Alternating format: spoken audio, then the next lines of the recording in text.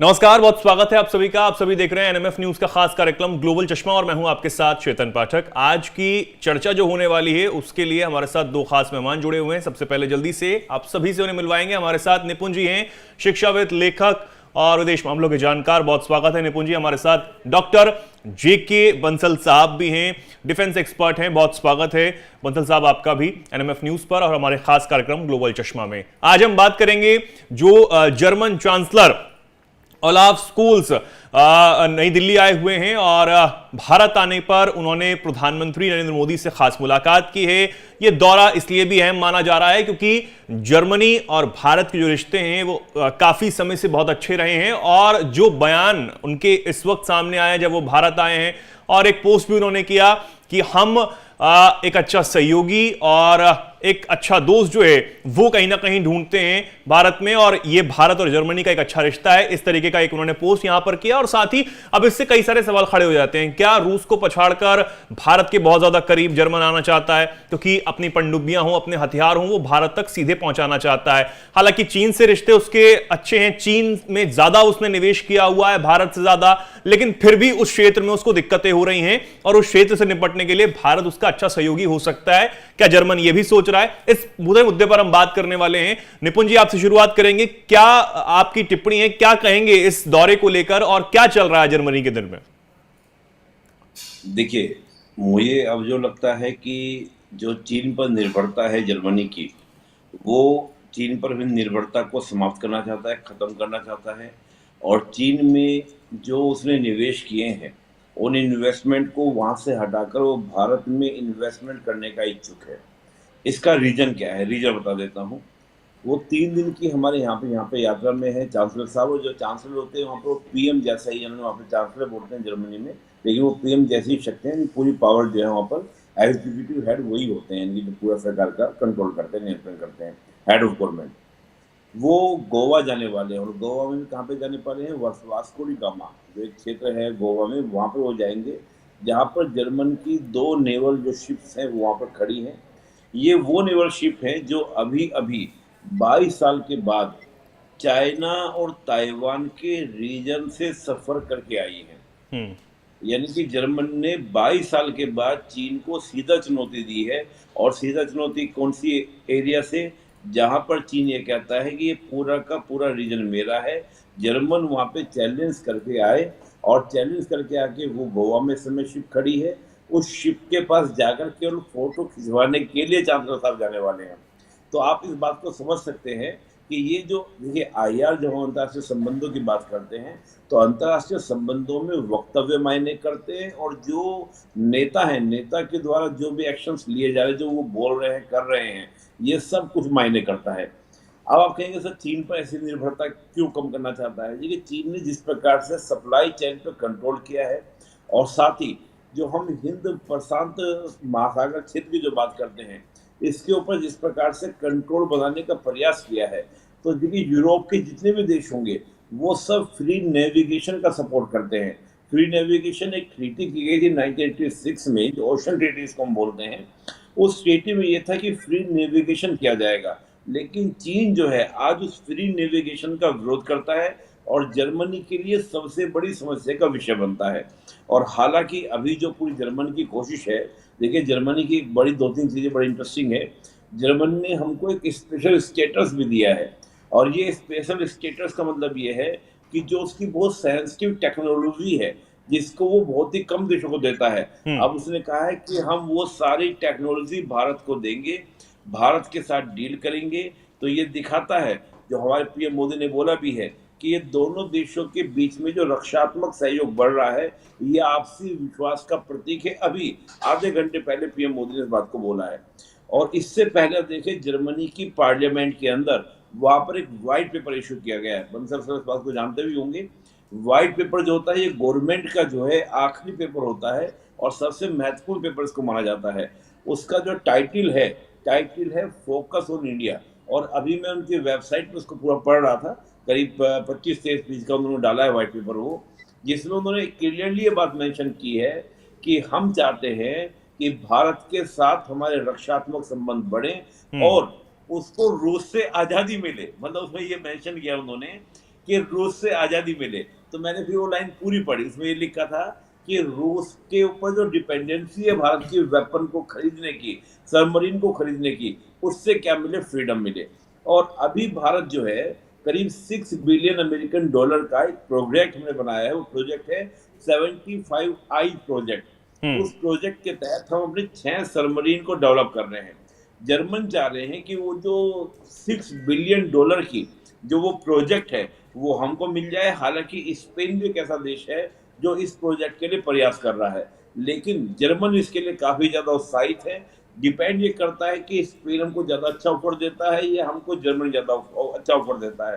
हालांकि आज अभी जो डील हुई है, अभी हम देखा होगा बहुत सारे समझौते हुए हैं। जयशंकर जी भी इसमें हुए शामिल, विदेश मंत्री भी शामिल हुए हैं, रक्षा मंत्री भी हुए हैं, हमारे अश्विनी वैष्णव भी शामिल हुए हैं, कई मंत्रियों के साथ डील हुई है।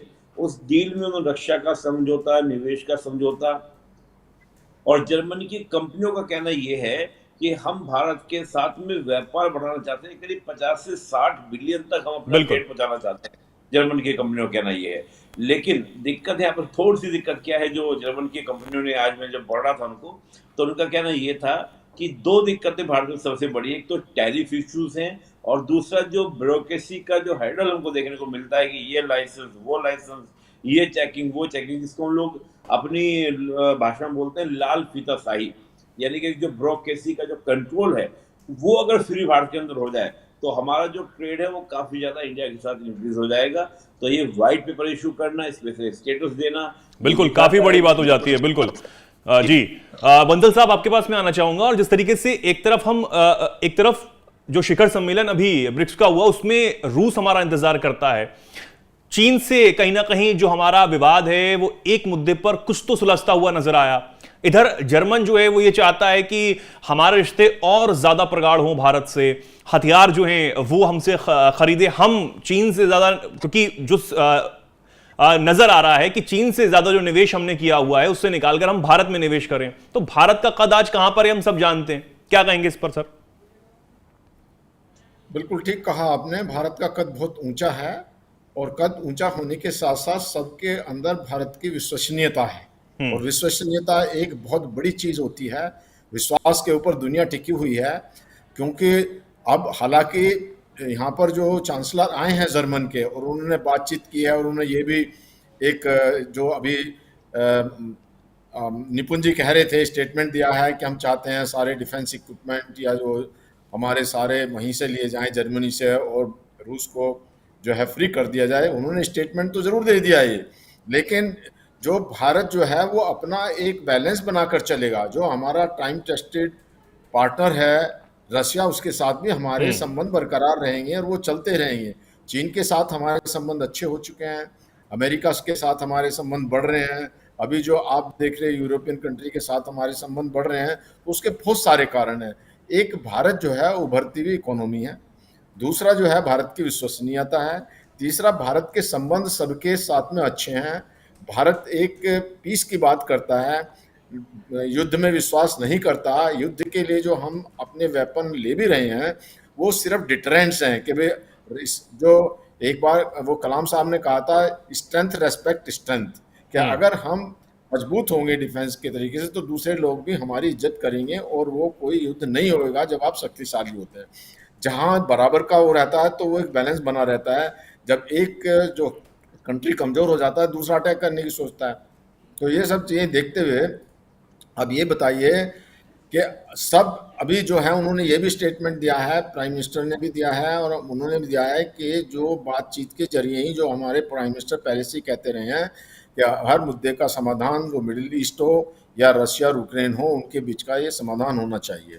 और यही जो है जर्मन चांसलर ने भी कहा है कि जो मिडिल ईस्ट के अंदर में भी टू स्टेट थ्योरी हो और एक समाधान निकाला जाए। उन्होंने यहाँ तक भी बोला है कि भारत का सभी विश्वास करते हैं और भारत में इसमें जो है एक बहुत बड़ी भूमिका निभा सकता है।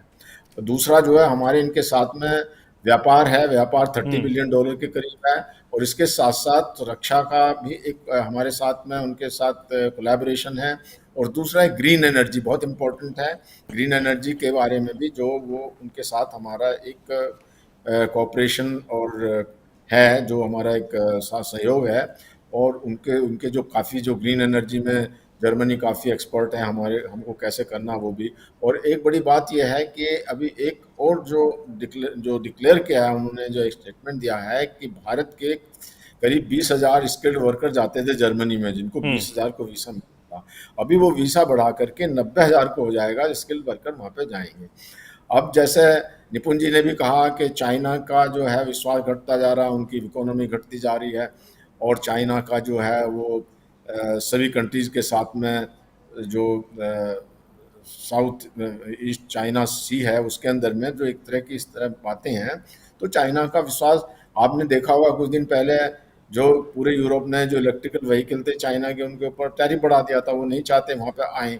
और जो अनस्टेबिलिटी है जो चाइना सी के अंदर में, उसका भी बहुत फ़र्क पड़ता है। और उसका फ़र्क इसलिए पड़ता है कि जितने भी यूरोपियन कंट्री हैं उनके बहुत एक अहम इंटरेस्ट हैं इन साउथ चाइना सी में या प्रशांत महासागर में। दूसरा बात ये आ जाती है कि ये सब नेटो के मेंबर हैं, और नेटो का जो एक बहुत इम्पोर्टेंट मेंबर, ये जो आपके ये लीडिंग पार्टनर अमेरिका है, और अमेरिका को तो आप जानते हैं चीन के साथ में कैसा चल रहा है, ताइवान के साथ में कैसा, तो इन सब मुद्दों को देखते हुए बिल्कुल। और जो यूरोपियन यूनियन के अंदर में है, नेटो के अंदर, यूरोपियन कंट्री के अंदर जो 3 मुख्य किरदार हैं, जो देश हैं, उसमें जर्मनी है, फ्रांस है और इंग्लैंड है, जो यूके है। तो इन सबको बातों को देखते हुए उनको अपना एक जो है भारत की तरफ झुकाव, और भारत के अंदर में बहुत बड़ा मार्केट, भारत की विश्वसनीयता, भारत का एक बढ़ता हुआ कद, इन सबको देखते हुए वो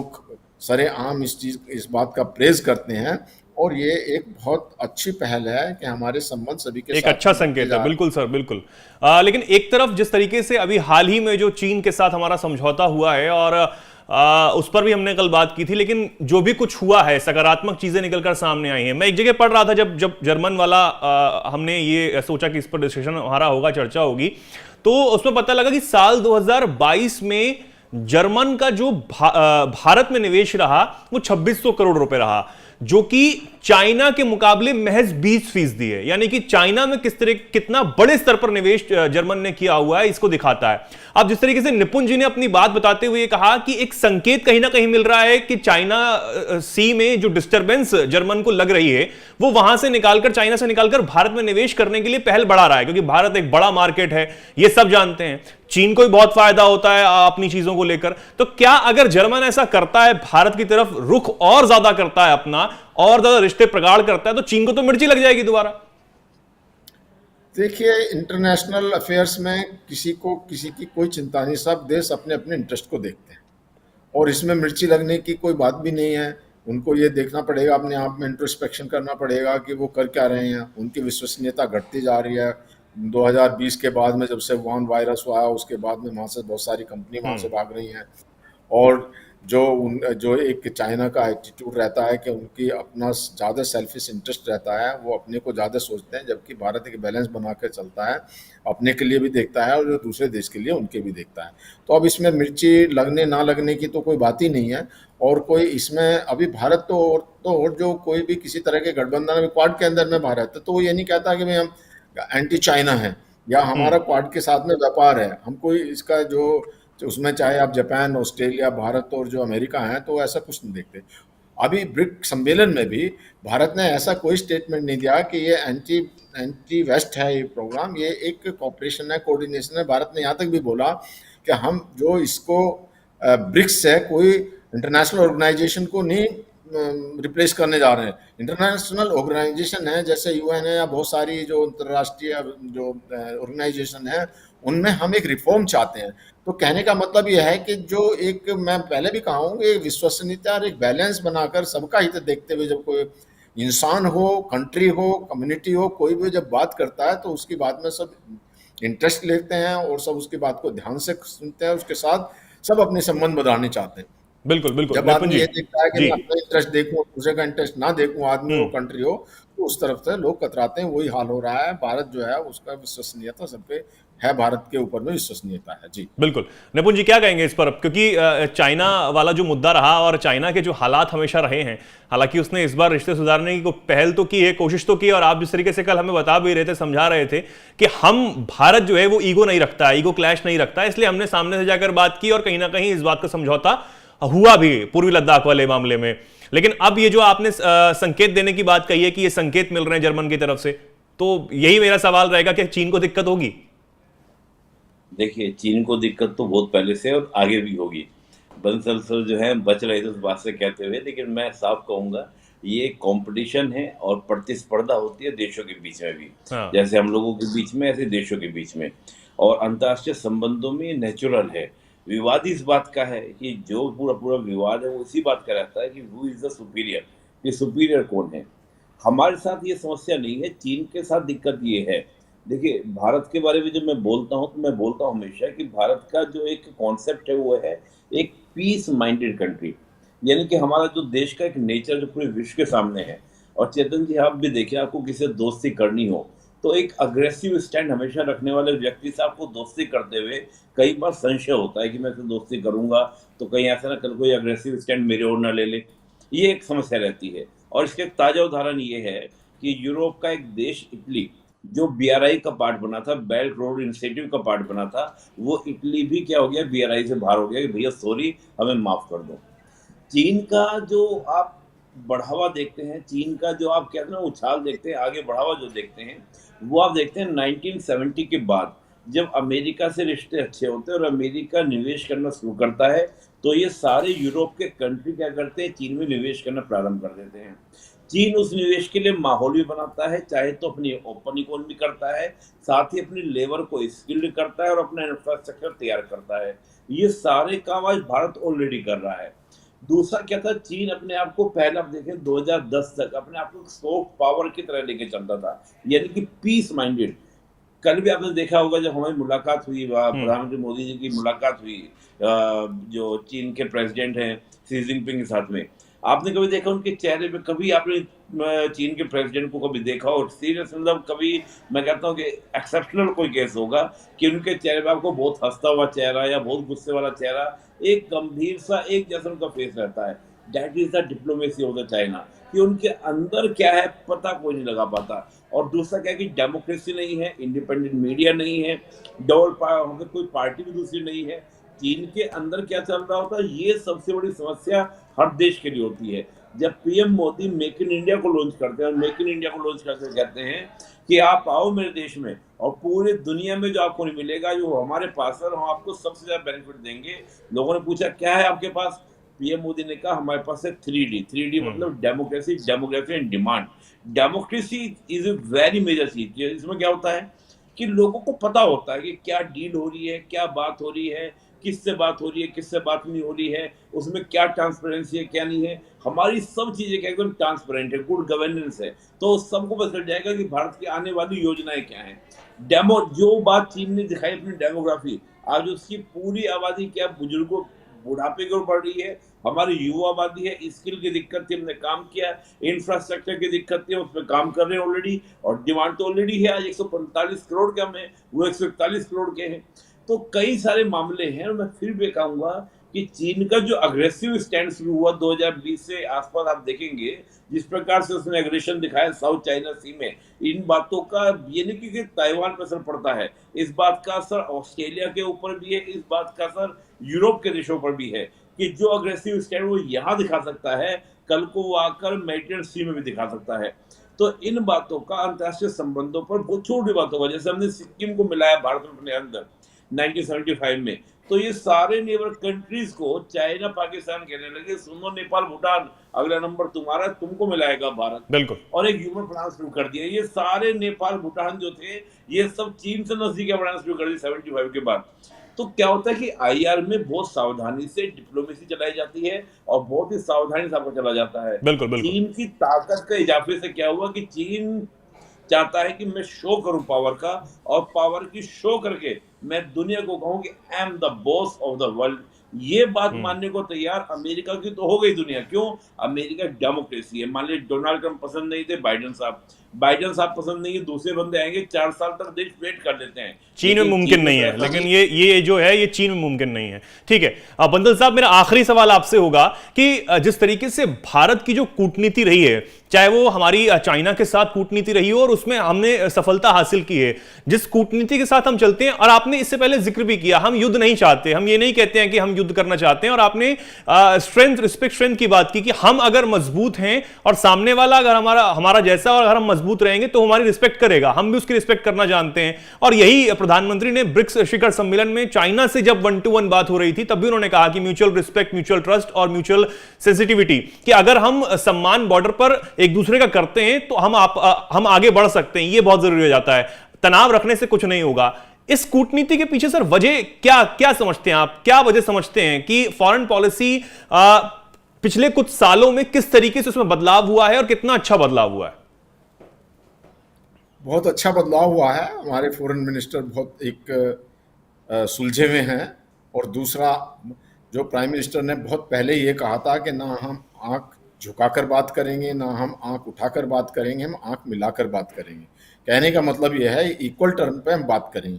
तो जो इक्वल टर्म पे बात चल रही है वो भारत जो है वो अब अपना जो उनका हित किस में है वो देखता है।